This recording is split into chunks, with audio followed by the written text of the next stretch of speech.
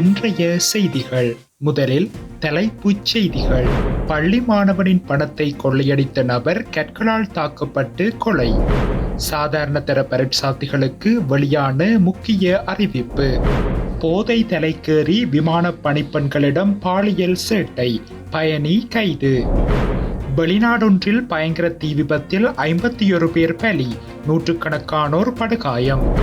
நாளை வேலை நிறுத்தத்தில் ஈடுபடும் தாதியர் சங்கம்.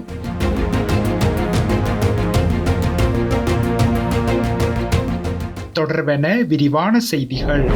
கொகுவெல பகுதியில் பள்ளி மாணவனின் பணத்தை கொள்ளையடித்த நபர் ஒரு குழுவினரால் கற்களால் தாக்கப்பட்டு கொல்லப்பட்டதாக கொகுவெல போலீசார் தெரிவித்துள்ளனர்.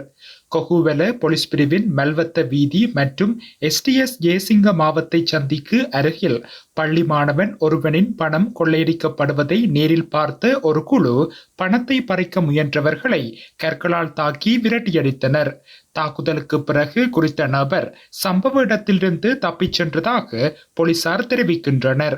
பின்னர் கொகுவெல போலீஸ் நிலைய அதிகாரிகளால் பணத்தை கொள்ளையடித்த நபர் பிடிக்கப்பட்டு கலுபோவில மருத்துவமனையில் அனுமதிக்கப்பட்ட பின்னர் உயிரிழந்ததாக போலீசார் தெரிவிக்கின்றனர். இந்த வருடம் சாதாரண தர பரீட்சைக்கு 4,74,147 பரீட்சார்த்திகள் விண்ணப்பித்துள்ளதாகவும் அவற்றுள் 3,98,182 பாடசாலை விண்ணப்பதாரர்களும் 75,968 தனியார் விண்ணப்பதாரர்களும் அடங்குவதாக பரீட்சைகள் ஆணையாளர் நாயகம் அமித் ஜெயசுந்தர தெரிவித்துள்ளார். நாளை நடைபெறவுள்ள காப்போத சாதாரண தர பரீட்சை தொடர்பாக இன்று நடைபெற்ற சிறப்பு செய்தியாளர் சந்திப்பில் கலந்து கொண்டு உரையாற்றும் போதே அவர் இவ்வாறு தெரிவித்துள்ளார். அதன்படி விதிமுறைகளை யாராவது மீறினால் அது குற்றமாக கருதப்பட்டு அதிகபட்ச ஒழுங்கு நடவடிக்கை எடுக்கப்படும். இதன் விளைவாக 5 ஆண்டுகள் பரீட்சை தடை விதிக்கப்படலாம் என்றும் அவர் இதன்போது வலியுறுத்தியுள்ளார். சிங்கப்பூரில் இருந்து கட்டுநாயக்க விமான நிலையத்திற்கு வந்த விமானத்தில் 2 பெண் விமான பணிப்பெண்களிடம் பாலியல் வன்முறையில் ஈடுபட முயன்ற பயணியொருவர் விமான நிலைய போலீசாரால் கைது செய்யப்பட்டுள்ளார். கைது செய்யப்பட்ட நபர் அத்துருகிரிய பகுதியைச் சேர்ந்த 38 வயதுடையவர் என தெரிய வந்துள்ளது.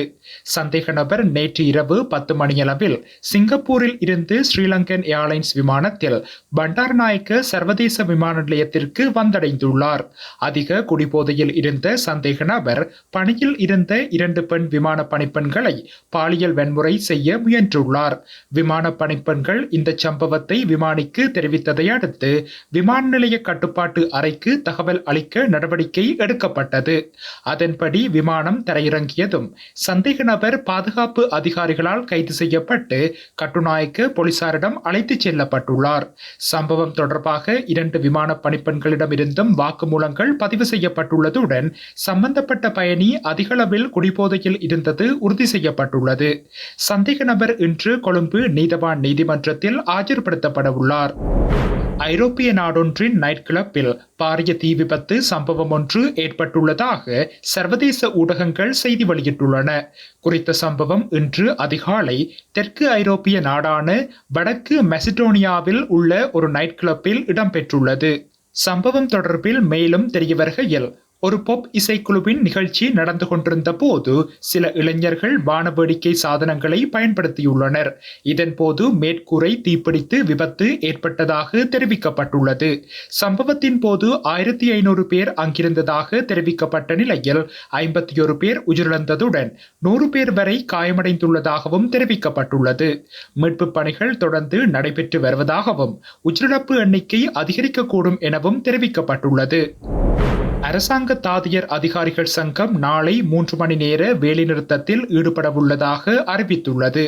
அனுராதபுரம் போதனா மருத்துவமனையின் ஊழியர்களுக்கு முறையான பாதுகாப்பு மற்றும் வசதிகளை வழங்குவது குறித்து ஆராய்ந்து அறிக்கை சமர்ப்பிக்குமாறு சுகாதார அமைச்சின் செயலாளரால் 3 பேர் கொண்ட குழு நியமிக்கப்பட்டுள்ளது. இந்த அறிக்கையை இம்மாதம் 24ஆம் தேதிக்கு முன்னர் அமைச்சின் செயலாளரிடம் சமர்ப்பிக்க வேண்டும் என்று அமைச்சகம் ஒரு அறிக்கையை வெளியிட்டது. இதற்கிடையில் அரசாங்க தாதியர் அதிகாரிகள் சங்கம் நாளை காலை 10 மணி முதல் பிற்பகல் 1 மணி வரை 3 மணி நேரம் சேவையில் இருந்து விலக முடிவு செய்துள்ளதாக அதன் அழைப்பாளர் சமன் ரத்னபிரிய தெரிவித்துள்ளார். அதேவேளை நோயாளிகளை ஆபத்தில் ஆழ்த்தும், சிரமத்தை ஏற்படுத்தும் அல்லது சுகாதார சேவையை குறைமதிப்பிற்கு உட்படுத்தும் வகையில் யாராவது செயற்பட்டால் தற்போதைய அரசாங்கம் மக்களின் பக்கம் நின்று அவர்கள் சார்பாக முடிவுகளை எடுக்க கடமைப்பட்டுள்ளது என்றும் அது தொடர்பாக தயக்கமின்றி செயல்படும் என்றும் சுகாதார மற்றும் ஊடக அமைச்சர் நலிந்த ஜேதிச கூறியுள்ளார். சுகாதார நிபுணர்களுடன் கலந்துரையாடி தீர்க்க முடியாத பிரச்சனைகள் எதுவும் இல்லை என்றும் எந்த நேரத்திலும் அதற்கு அரசாங்கம் உறுதியளிக்க தயாராக உள்ளது என்றும் அமைச்சர் கூறினார். இந்நிலையில் நாளைய தினம் பதவி உயர்வு மறுப்பு மற்றும் சம்பள குறைப்பு உள்ளிட்ட பிரச்சனைகளை அடிப்படையாக கொண்டு தாதியர்கள் சங்கம் வேலைநிறுத்தத்தில் ஈடுபடவுள்ளதாக தெரிவிக்கப்பட்டுள்ளது.